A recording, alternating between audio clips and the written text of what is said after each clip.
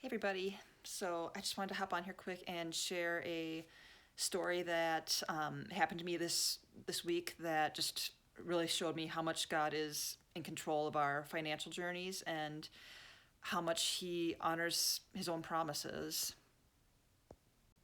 I do want to clarify that neither Beth nor myself are of the belief that just because you put money into something, to your church or to a ministry, that God owes you material blessings in return, or that He owes you anything that you might think that you want.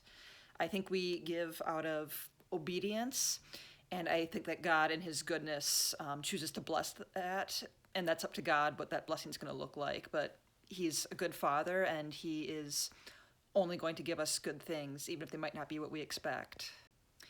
One of my side hustles is selling skincare, and I choose, since that's not a side hustle and not my main source of income, to tithe it to a parachurch ministry rather than to my church. My cousin is actually the director of the area director of this ministry for my region, and I've volunteered with it through a chapter in a nearby city. So I'm just really excited about what this ministry is doing to reach teenagers with the gospel. So I enjoy tithing to them. But I got my paycheck from a skincare company a couple weeks ago, and I went to tithe, and I accidentally hit the give button twice and ended up giving twice what I was planning to give. I was kind of frustrated because that money was to pay my tuition for seminary, and then to try to get ahead of my car payment. It's like, oh well, there's way worse financial mistakes I could make. And I told Beth, I guess I'm accidentally putting God to the test on this one, just because that verse in the Bible that says that test the Lord and see if He doesn't give back when you give.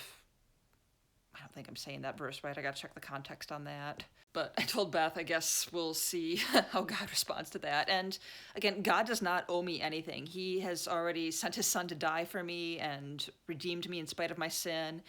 And that's more than enough. He gives me the breath in my lungs. He gives me this roof that I have over my head right now.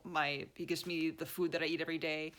He doesn't owe me anything in return. But I just kind of jokingly said that to Beth. And then the day after Christmas, I got a message from a friend who I will keep anonymous, but they just said, "How are you doing financially?" And I said, "Well, I'm a teacher, as expected. I have to live on a tight budget, but that's what I signed up for when I went into education." And they said, "I just got a significant amount of money for Christmas, and I'd like to share it with you and bless you." And they sent me enough to cover a big chunk of my remaining tuition bill for seminary for this quarter.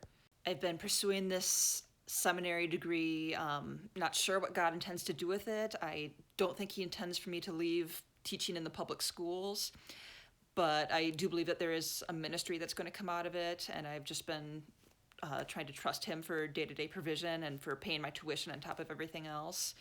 And here, just a couple days earlier, I was joking, oh, we'll see what He does, because I just accidentally double tithed. And He sends somebody to pay most of my tuition for last quarter and this coming quarter. And I shared this with Beth. I had completely forgotten about the conversation we had earlier about double tithing. She actually reminded me about it, and I told her I forgot about that, and she said, well, I guess God didn't. No, He doesn't forget. So again, I'm not sharing the story saying go put an extra $20 in the offering plate and a new Mercedes will show up in your driveway, or go give a little bit extra money to a missionary or something, and all of a sudden all of your bills are going to get paid or your business is going to explode. No, I share this story to say, don't be afraid to give. The Old Testament law said to give 10% of your income. The New Covenant says, give as you have been blessed.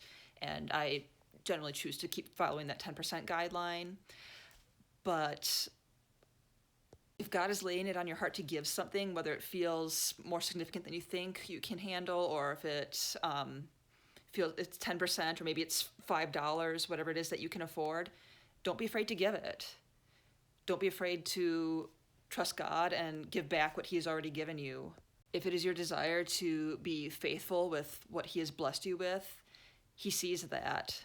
He promises to provide. He doesn't promise to give us everything we want. He doesn't promise that we can be careless and he'll just clean it up for us every time. But he does promise to provide for us. So wherever you are on your financial journey, whether you're just starting, if you're pretty deep into it, if you've just been on a roller coaster, if you don't know where to start, trust God. Trust the process that he's laid out for you. Whatever he calls you to do, whatever direction he leads you in, he's good. He sees your desire to be faithful with your finances, and he will bless that. And he's got it, and he will show up in ways that you didn't expect.